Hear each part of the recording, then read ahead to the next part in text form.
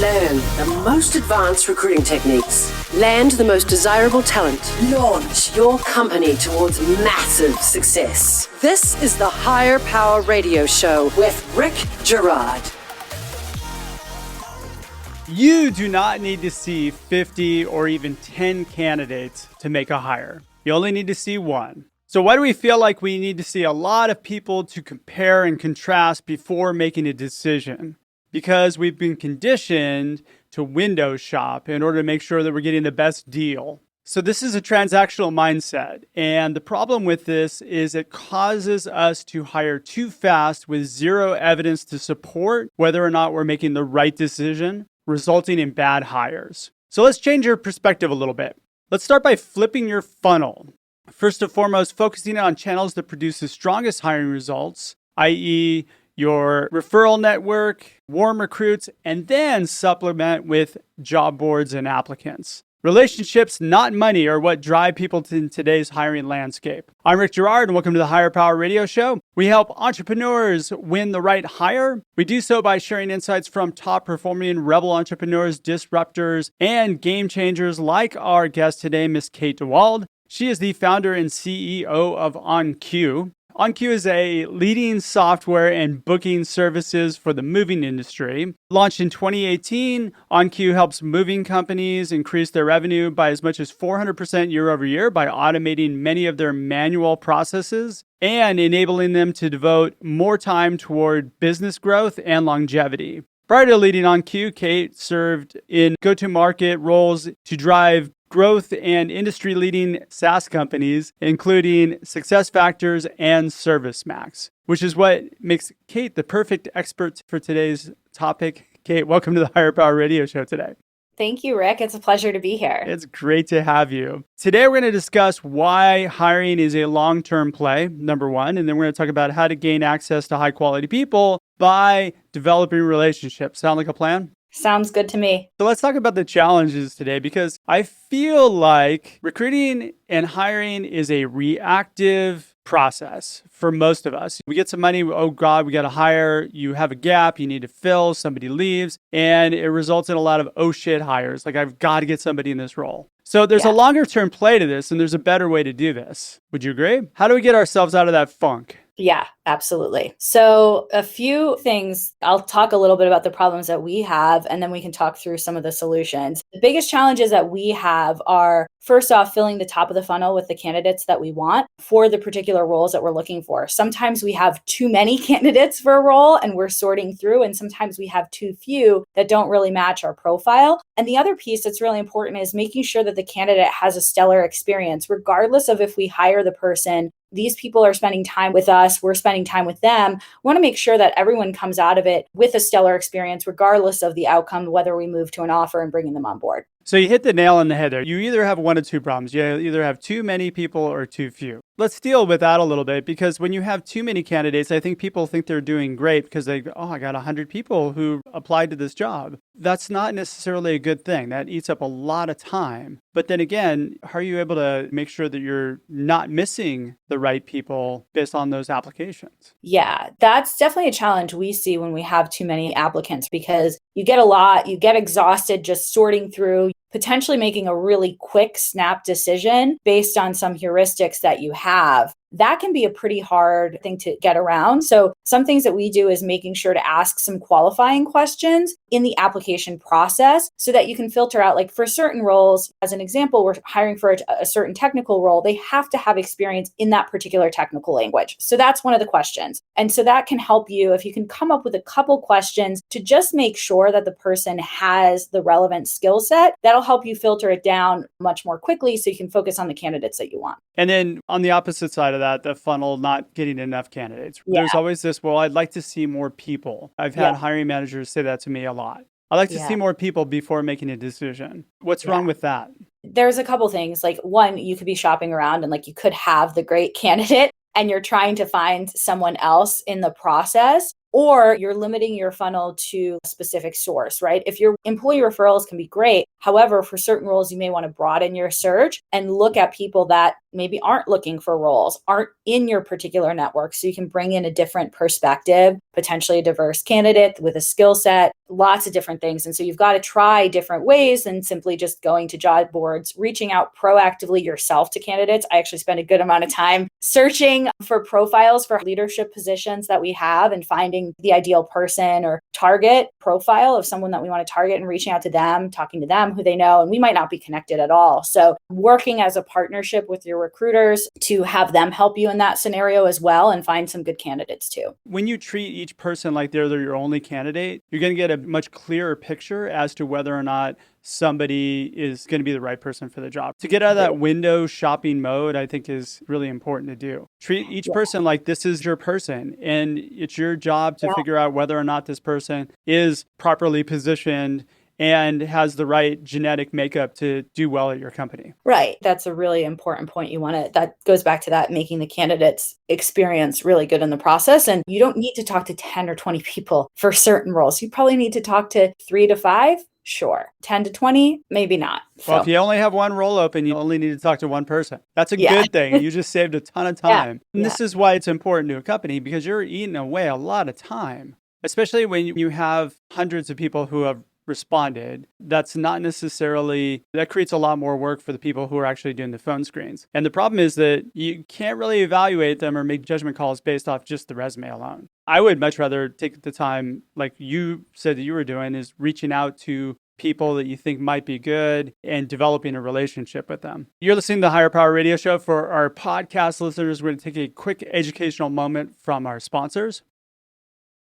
Hey, check out stridesearch.com. There you'll find additional content and resources and a link to order Healing Career Wounds, which is available now on Amazon. Let it be your secret weapon to winning the strongest hires. Our guest is Kate DeWald. She's the founder and CEO of OnCue, and we're talking about relationship building to find the right people. You've actually developed a unique approach to how you're doing recruiting within your organization. Yeah, absolutely. So tell me what you're doing. We're employing a number of different sources. We work with recruiters for those positions. And certainly for leadership roles, we actually have those individuals meet with everyone on the leadership team. We really feel it's important for them to get a sense of what it's like to work within our team and our company on a day-to-day basis. So we spend a lot of that time up front, just ensuring that the candidates get to know everyone in the process. We're very transparent in the process. So we try to move as quickly as possible for certain roles so that one, the candidate, we spend a respectful amount of time on both sides of the process. And then the other unique thing we do is we really try to do something. We talk about what it would be like to really work in this environment, what the specific outcomes of this role are going to be and how they think they're going to accomplish them. So those are some things we do that are unique. Usually with the leadership team, obviously with our team being remote, we do a lot of that through panel interviews. So that allows them to meet multiple people in the organization at the same time, not consuming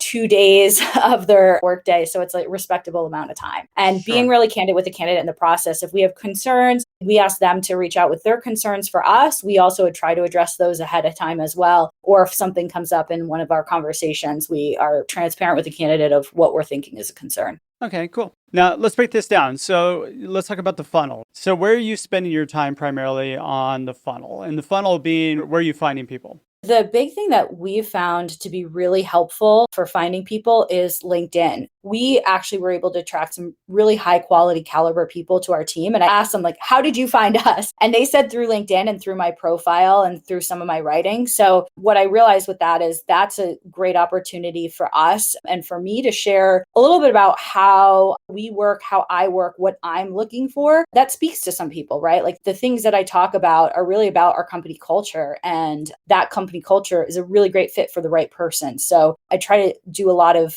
content and being really authentic about that. And then the other thing is an unbiased interview process. So regardless of the way the candidate came in, even if they are a referral, they go through the same exact hiring process that someone that is not a referral would go through, really to make sure that they're a good fit for the company. So referrals are great. However, we want to make sure that there's an unbiased interview process for all candidates. Well, let's talk about referrals for a minute, because it's not just employee referrals. You could utilize LinkedIn as a referral network as well. Investors, people that you know. The challenge that I've found is that a lot of people don't know how to ask for referrals properly. rather than going out to like, hey, do you have any friends who are looking for a job? That's not the right way to do it. Most people don't know that people are looking until they found out they've already switched jobs. Who do you know in your network who's really strong at X? Who do you know that could perform well in this organization? That sort of thing makes a huge difference in gathering names and then just reaching out and developing a relationship. Also, you don't want your employees doing the recruiting.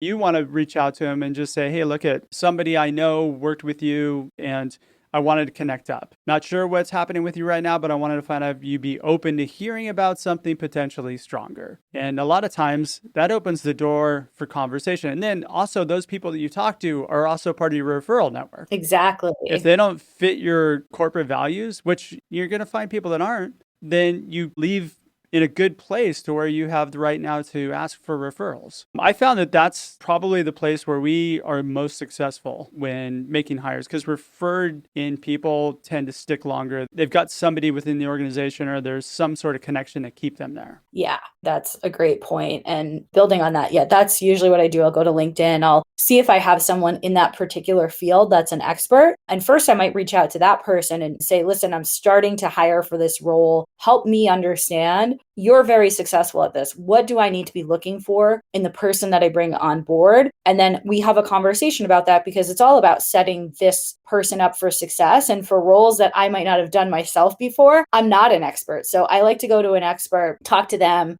Maybe they're looking, maybe not. And then saying, okay, based on what we talked about, this is really helpful. Do you have anyone in your network for the stage we're at, for what we're looking to do, the goals that we have, anyone that meets this criteria that you told me about? So I think that's a really good part of the process. And it is always amazing to me. People will drop everything to help you. I have had people that I barely know on LinkedIn reach out, spend 20 minutes on a call with me to share this information with me. Someone that I worked with 10 years ago will hop on a call with me and help me understand that. And I think that's just like one of the most amazing and powerful things is like people do want to help. So when you need help, ask for it. So I like the fact, Kate, that you're actually taking the time as the CEO to do some recruiting, to do some outreach. How much time a week are you spending doing that? Around a quarter of my time is spent recruiting. I probably need to spend more of it. I always heard people say this in the past, like the CEO's number one job is recruiting. And I thought, yeah, but okay, that's really not, no, it is absolutely true. So it's around 25% right now. However, over the last 2 weeks, because we have some senior roles, I've been really focused on upping that to like 50 to 60% of my time. See, that's great. I will say that I have dealt with a lot of CEOs to offload that to somebody else within the organization. They don't do it. They really want to wipe their hands of that. And I think that's a big mistake, because getting good at hiring is what's going to make the organization thrive. Again, if it's for a role on my team, now I've got leaders that hire their own team. They're going to be involved in, albeit more of a final interview for our leadership team's hires, and I'm the final pass through. However, for anyone that's coming onto my team, it's about setting them up for success. And if I don't know what success in that role is going to look like, I really need to understand that so that I can make sure that I'm setting the right expectations, that my expectations are in line, and I'm finding the right person for where we're at that's going to really come in and make our organization better. Let's talk about content writing, because you do this pretty well. And I think that you get people that reach out to you based on some of the content you've written. Yeah, absolutely. So this is another really invaluable tool that once you write content and put it out there, guess what, guys? It's out there forever and somebody's going to be able to find it. You can also use it as a recruiting tool.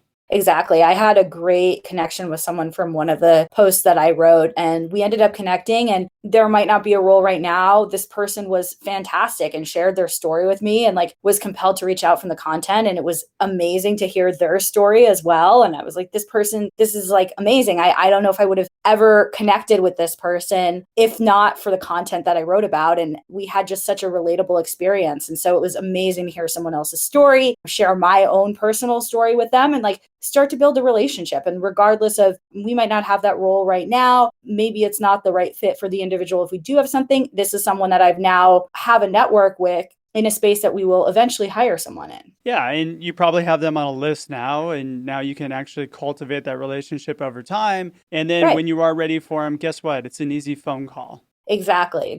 Some of these things take a long time. Like I'm bringing on people that I worked with years ago in my career that I remember were fantastic and phenomenal. And I've seen them rise and been following. And it's amazing to go back and say, hey, let's come do this again. Like, let's have some fun here. Yeah. See, that works is invaluable. So what about job boards? Are you using job boards at all? So we are a little bit. We're using tools like LinkedIn. But that's not really a job board, though. I'm talking about like maybe the ZipRecruiters of the world and those things. We haven't yet. As we're getting larger, we're going to be looking at an applicant tracking system for our company and really mainly to streamline the process, make it easier for the candidates. We had a candidate that we had interviewed prior come back through for another role from a recruiter. And we're now at the stage where we're interviewing enough folks. We want to have an applicant tracking system. They don't show up again because you already passed on them. Yeah.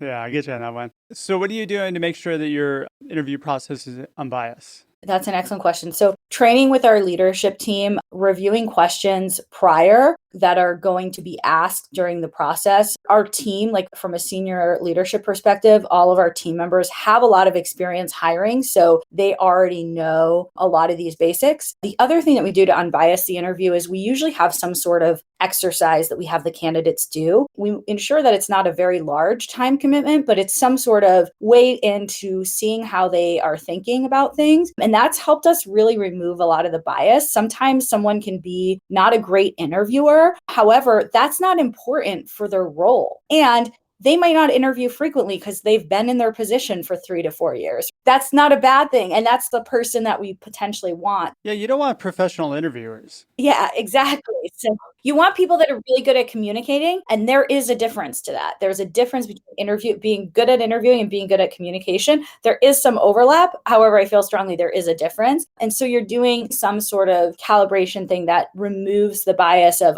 the way this person speaks or something. You're removing that bias by having some sort of exercise that you have the candidates go through. Got it. You're preloading questions for the interviewers so that they know how to extract the right data then. Correct. Yeah. And the interviewers themselves are coming up with some of these questions, and we'll meet as a team. The panel that will be interviewing for a specific role, I'll have a set list of questions. That is important for the panel interviews because we want to try to ask as many of the same questions as we can. It is a little difficult when you're hiring senior folks to have like the same exact questions for every interview, and you want it to be natural. If somebody answers a question, you want to learn more about it. You want to be able to go into that. Having a baseline of few questions that everyone asks really helps the process. Wait, now you have everybody asking different questions though, right? It's not the same question. Right. You're making sure to not duplicate questions because that's one of the things that runs out good talent quicker than you can possibly imagine. You keep asking the same, so where do you want to be in 5 years? Or walk me through your resume, right? Like people just get tired of it. So we do a prep on that. Now, there is some benefit to asking a couple of the same questions because you want to hear why does this person want to work here, right? That answer might change through the process too, right? When they first talk to you, they might say, well, because you reached out to me on LinkedIn. But as they dig into it, that answer might change. So I think it's okay to have a few of those questions that are the same as long as they're applicable to the process. If they're strategically put in a place where you're gathering feedback. Yeah. Exactly. All right, most definitely. Well, shoot, we're getting pretty close on time, Kate. What would be 2 or 3 key takeaways you can give the audience that can plug into their business today? Yeah, spend more time than you think you need on recruiting. First and foremost, for other founders and CEOs, be authentic in your hiring process. Be real about what the process is going to be, what it's going to be like to work there, and think about ways that you can add value to the candidates in the process. What can you do to help make sure that the candidate has a great experience regardless of the outcome? You know what? That is so true. And here's the truth. People don't really care that much about solving your problems. They care about what's in it for me. Yeah. I come from a sales background. So IFM is like written and ingrained in my brain and on a wall. Yeah, right.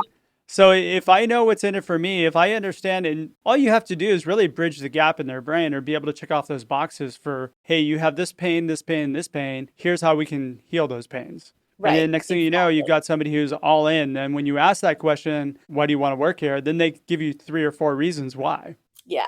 Exactly. Kate, thanks so much for your time investment today, and I want to welcome you to the Higher Power Radio community. What would be the best way in which members of the audience can reach you, find out more about your company? Yeah, the best way to reach me is on LinkedIn, Kate DeWald, and the company is OnCue. So feel free to send me a message on LinkedIn. I really look forward to hearing from you. And you are hiring right now, right? We are hiring. What are you looking for? I'll give you a quick plug.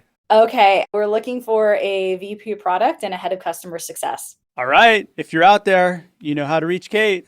I'd love to chat.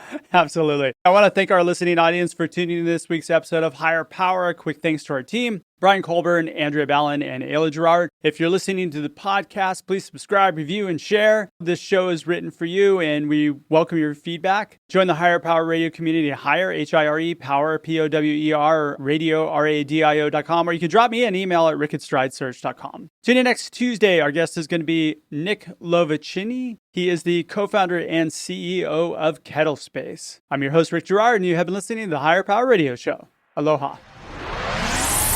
Thank you for listening to Higher Power Radio. Catch our LinkedIn Live show every Tuesday at noon or download the podcast on iHeartRadio, iTunes, YouTube, or your favorite podcast platform. We appreciate you joining us on Higher Power Radio with your guide to recruitment success, Rick Gerard.